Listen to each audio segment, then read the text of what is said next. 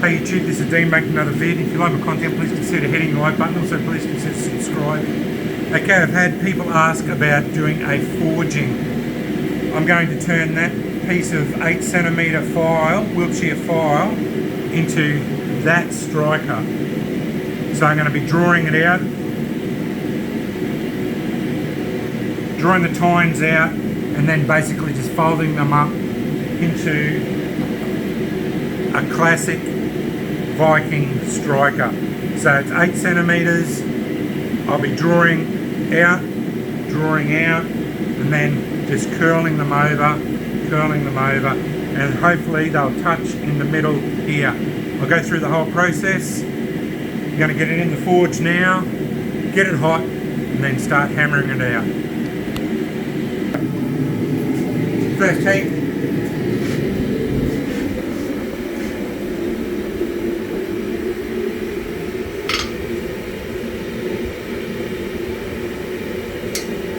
Trying to determine something. It's a safety file. Just wait a sec.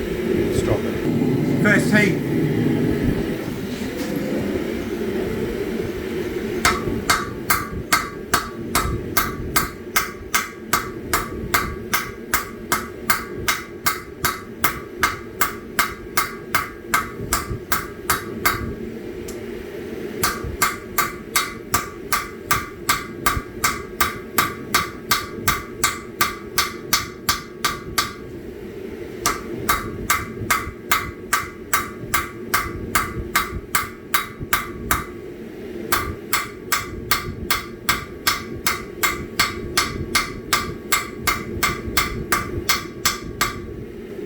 Now what I did was I established where the halfway mark was and got my first draw out. So I know now,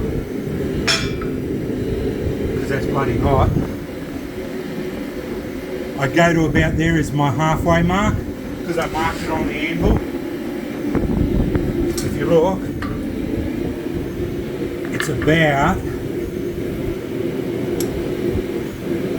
a little bit off, but halfway, because it was 8cm long, so I went to about 4cm. I'm a little bit off, but that'll draw out. So all I'm doing now is drawing this out. I'll just keep drawing that out to a thin bit, and I'm just going to keep working it, work it up the top, drawing it out, and then work on the sides, keep planishing it out and keeping it off. The idea is to maintain the thickness, so it's all even thickness all the way through. Keep it flat, because you want a flat strike plate as much as you can, everything in plane, and just drawing it all out. Back in the fire. This striker here, like this W1, I think it's W1 1095, it's really tough steel, and the high carbon steel, unless you're getting a good heat on it, all you're doing is wearing yourself out if you don't hit it while it's orange. As soon as you leave it go other than orange, all you're doing is wearing yourself out. So yeah, just multiple heats, always keep it in the fire and then just work it while it's orange. Next. Okay, I'm going to quench a striker that we fixed. Anyway, here it is. Bright orange, straight into water quench. I do a thorough quench. I swirl it around like that so it doesn't form air pockets around the striker, because if you allow it to form air pockets, it doesn't get a proper quench. That's just normal water. I do a thorough quench because I found I had cracking issues if I don't. Straight out of the quench tank. Okay, what we did, this was that rack that I had, but it didn't have a little, it only had a little tail on it, and Andrew said, why don't we cut it off and weld another piece of file onto it, which I did. Andrew did it because I'm crap at welding. Anyway, so we welded it on. I've ground it out. I ground all the weld marks out of it, and then bent a tail on it. Have a look at that. Fits really well. Now I'm just going to take it over onto the grinder, 72-inch grinder over there. Clean up the strike face because there will be a little bit of carburization on here. It won't spark at the moment. Clean it up, take it over to the wire wheel, clean it all up. But that's straight out of the quench tank. And by the looks of it, there was a couple of little cracks here just from the welding process, but stress fractures. But it hasn't cracked, Andrew, so that's good. No, it survived the quench. All good. I'll clean it all up and I'll show you this one. Show you what happens once it's all done, and I'll spark test it. Okay, I'm just going to grind the strike plate just to clean it up, decarb it. Pretty much won't do too much on it because it doesn't really need any more. I did most of the grind work before I did it, so yeah, everything else on it is pretty right. I'll do the grind work, then I'm going to go over on the wire wheel, clean it all up, and it'll be pretty finished, and then I'll do spark testing. This is pretty loud, so yeah, it's going to make a lot of noise. Can't help that.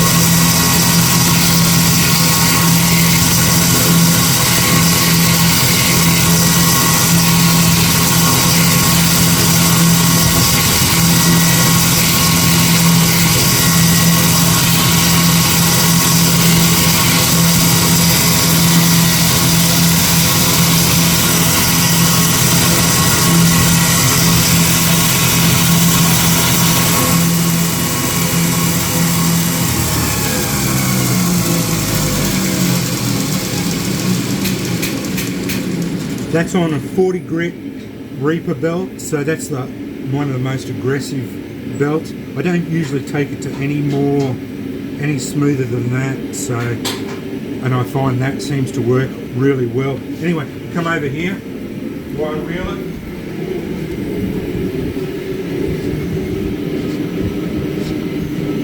When you're using these things, wire wheels or grinders, full protection. I wear gloves because these wire wheels will chew your hands apart. Now, spinning things with gloves, some people say don't do it, other people say do it. I haven't had a problem with it, but you do you, I do me, and we go from there. So I prefer to wear gloves and not have my hands chewed up by this thing. Because I've annealed the tine, I put it in there and I've annealed it, it's all soft, it's not going to snap.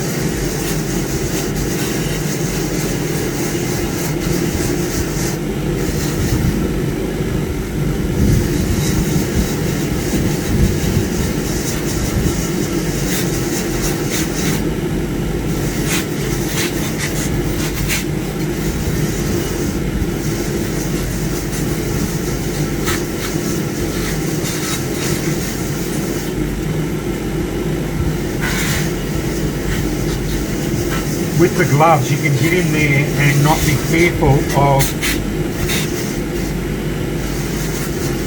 it hurting you. Tears the hell out of your gloves, but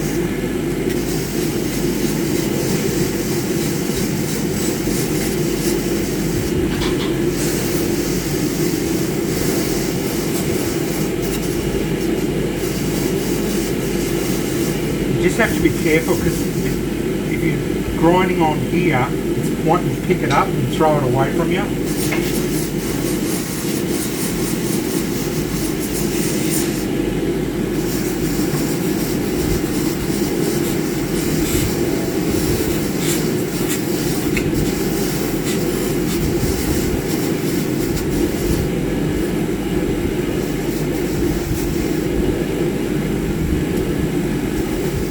I'm just testing because the wire wheel makes it hot, so I don't want to ruin this heat treat.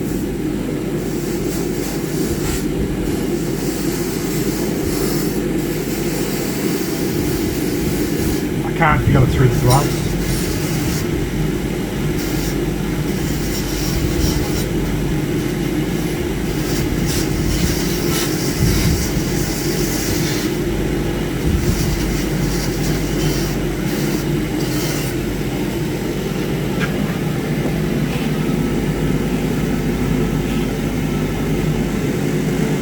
Now that's a Scotch-Brite wheel. It does get it a bit warm. A couple of stress fractures.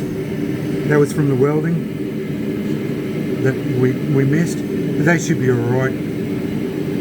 Had a few lumps there. That's just wasn't filled up properly in the weld. That's fine. That's what it comes out after on the wire wheel. It looks pretty bloody good. That's not too bad at all. And that's how they turn out after they come off the wire wheel. It's all pretty clean. They look really nice. The spark tester, I'll just take the gloves off.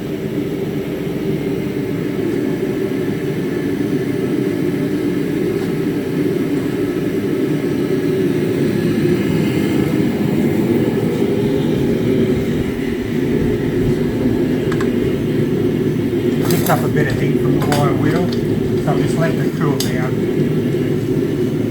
I have to wipe it off now because it'll rust.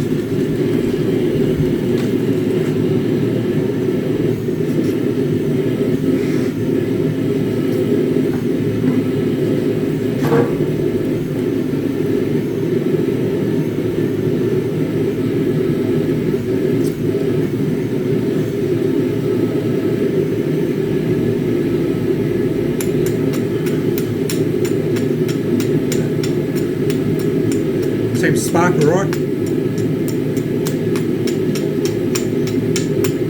Remember, that's most of that is actually mild steel from the welding. It's got a crack running through there. That's a crack.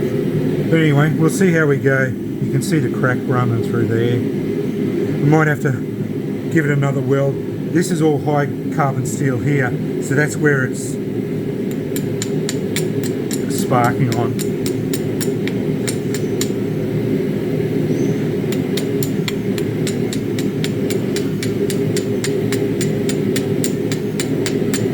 Sparking alright. It's not too bad. That's pretty good. We'll just keep going. If it does end up cracking, I'll just hit it with the welder again. Get Andrew to weld it up. And we'll clean it up and then grind it again. But that was just trying to recover because the tail was too small and you couldn't hold on to it. But now you can actually hold on to it, and it turned out really well. I don't know if that is just, yeah, it is a stress. Look at that. Yeah, it is. It's gone all. There's a stress crack all the way through. But that's because I do such a severe quench in the water. But anyway, it's not too bad at all. It's a nice little rat. They're big cracks. There. But at least it looks good and it does spark alright. It's not as good, but yeah, it's really hard once you start adding mild steel to the high carbon steel. But it was a prototype, so I was not really worried about it. But anyway, we'll see how we go. Thanks for going. Okay, one side completely drawn out. It's drawn out really well. I've got it proper thickness all the way through. All the hammer marks, if you notice, are all being completely cleaned up. It's all been cleaned up, really nice, smooth all the way through. There is one little dimple there, but that's neither here nor there. So what I'm going to do now, I've marked it on that angle to where that, so that's still hot. I'm going to draw this one out and it's going to look exactly the same. So I'll just draw this one out and it'll just draw out exactly the same. I won't show you any more hammering now. This will just draw out. I'll draw this out and show you that, and then I'm going to bend this over. So there's going to be no curly cues or anything. Basically that is very hot still. Don't touch it down. Bend the tine over the horn. Bend the tine over. It should meet above that there, and then bend this one over, and basically tongs are hot too, and they should meet in the middle like that. So it'll just be a nice beautiful seat like that. This is a very traditional Viking style that they've done. So yeah, and then they tongs are hot. Yeah, and that'll be it. This is what they call black metal. It doesn't look hot, but it is still hideously hot. Your skin will melt on that. I haven't got anything that shows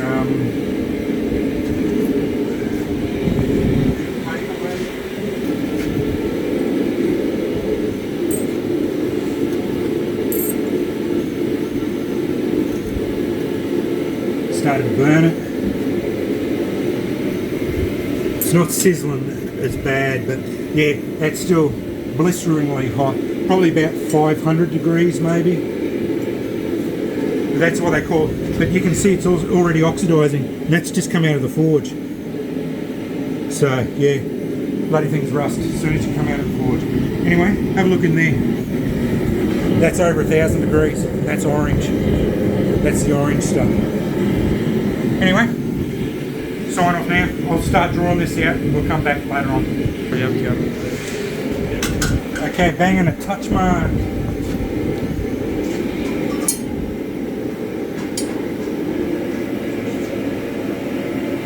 This is just my O.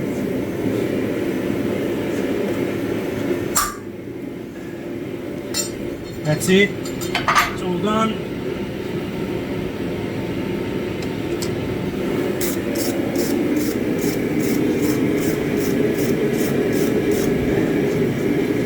Came out pretty good. Still can't get it in the middle, but that's just me.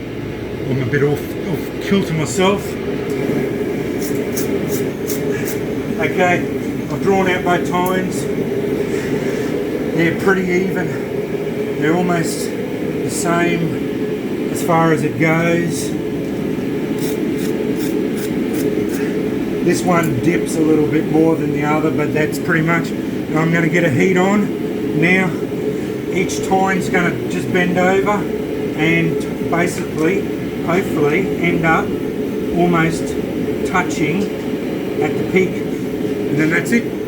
I'll give it a normalisation once I bend it over. I'll normalise it, then I heat it up again, and it goes in the quench tank. So.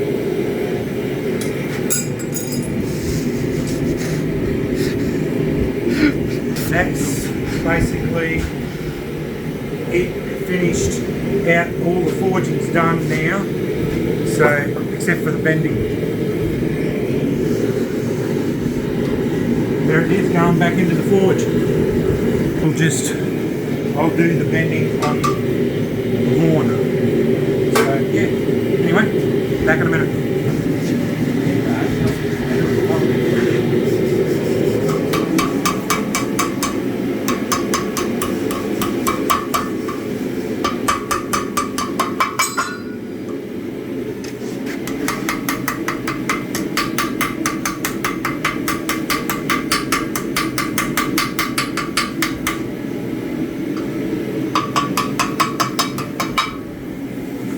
You don't want to start bending when you've lost the heat, because otherwise you'll end up cracking it.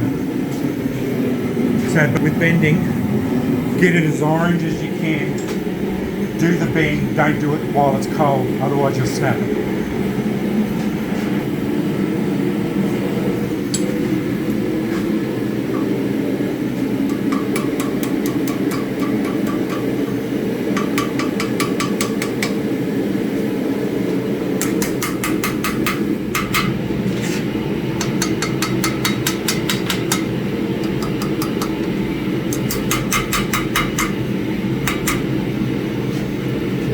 Okay, what I'm going to do now is try to adjust it, tighten it up a bit so that it's nearly there. So yeah, it looks pretty good. But see that lip there? I'm going to have to hammer that out as well. But that's pretty close. I'll just move it up a little bit and tighten it just a touch. That looks a very good bend.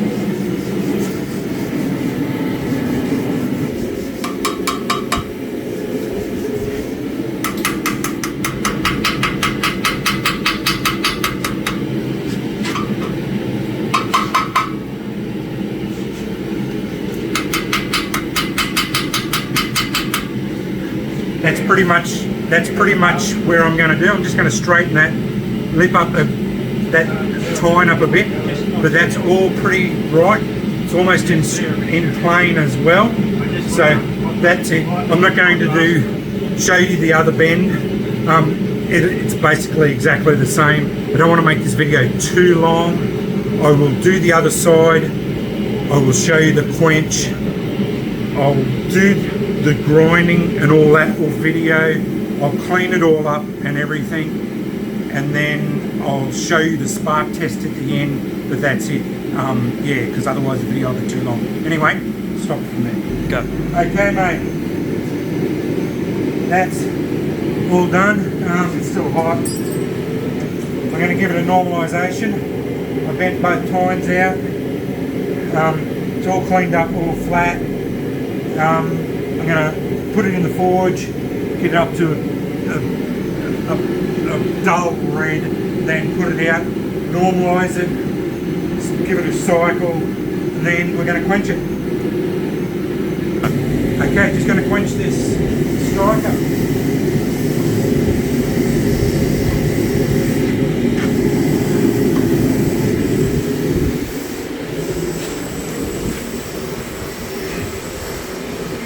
I don't worry about testing for magnetic anymore. I just take it up to yellow, and I know that it's hot, like it's way past magnetic. Swishing it around again just so that no bubbles form around it.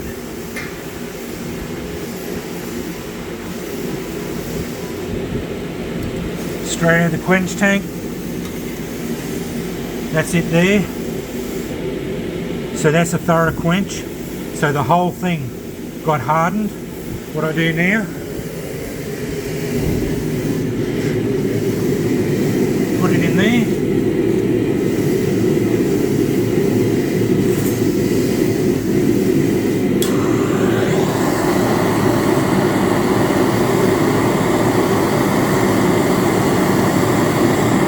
The strike plate is in water, so it won't get annealed, but this butane torch or propane torch will soften those tines up again. Just take them to red all the way around, so when I take it onto the grinder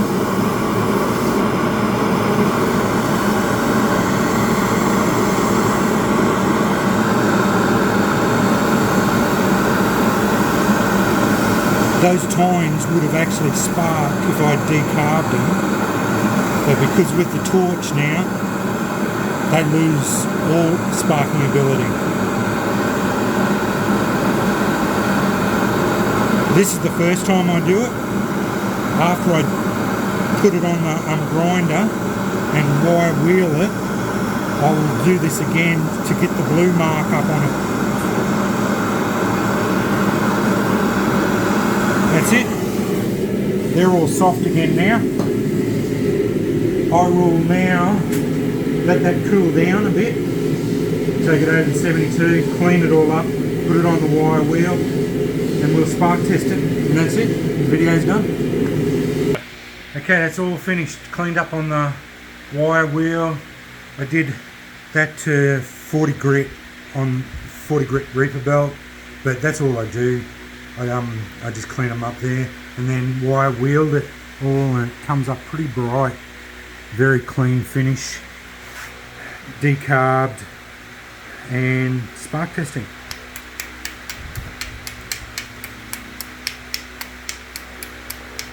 Seems to sparking alright. Anyway, that's traditional Viking